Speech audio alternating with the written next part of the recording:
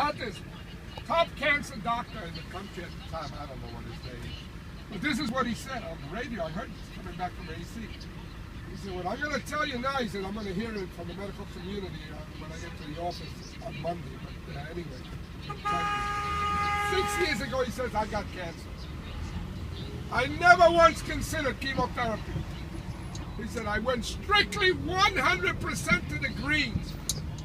My cancer went into remission and it's been like this ever since. I've been fine.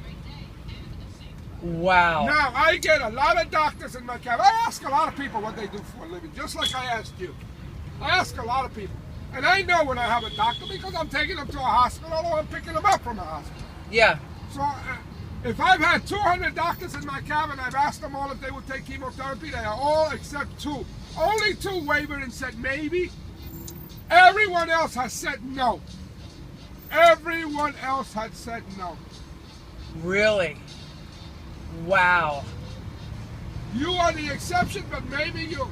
Well, going. You've been basically cured because you said you went to alternative treatments. I did. You also had surgery. Surgery is the only modern viable option that you can possibly take because you're removing the actual cancer, but radiation actually can give you cancer. Okay, mustard gas is poison. Chemotherapy actually inhibits the immune system from working, so you can actually get even more sick. The average lifespan of a cancer patient basically is 2.5 years.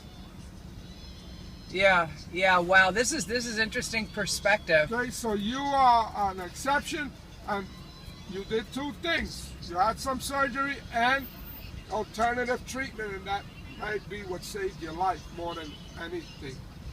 Okay? Yeah. Because the other stuff is not good. Well, I'll tell you what, the alkalinity piece that you just said, in terms of alkaline, what was it, 7.2? 7.2 is the perfect balance of the body.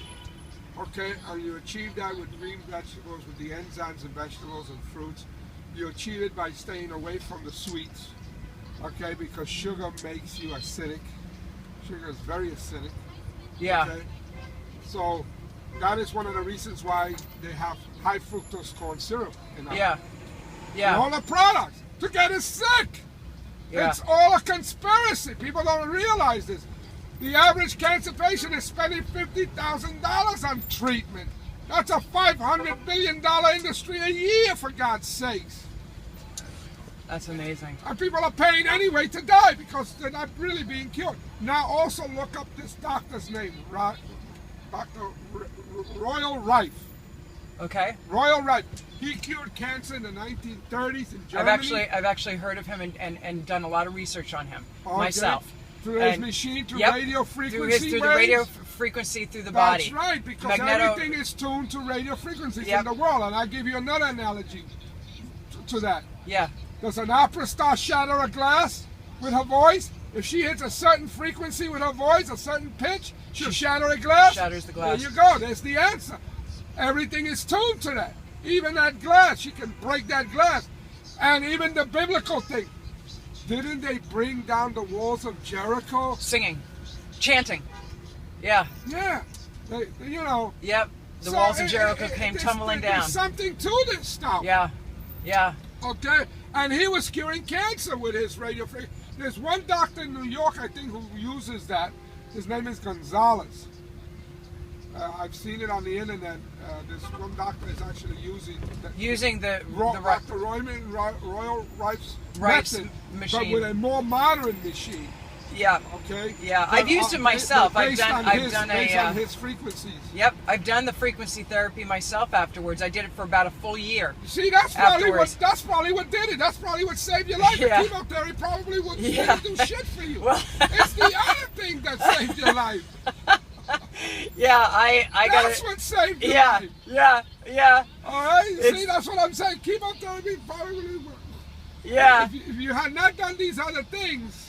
Yep, I'll tell you, I feel very blessed, very, very blessed to be alive. I've had people who have been told that I've had them and I've told them, I said, look, go to these alternative treatments, don't give up, do this, but please do it.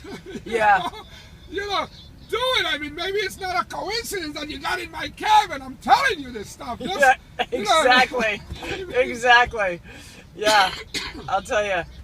You definitely are spreading a message of hope. I research an awful lot of stuff, and I've learned a lot.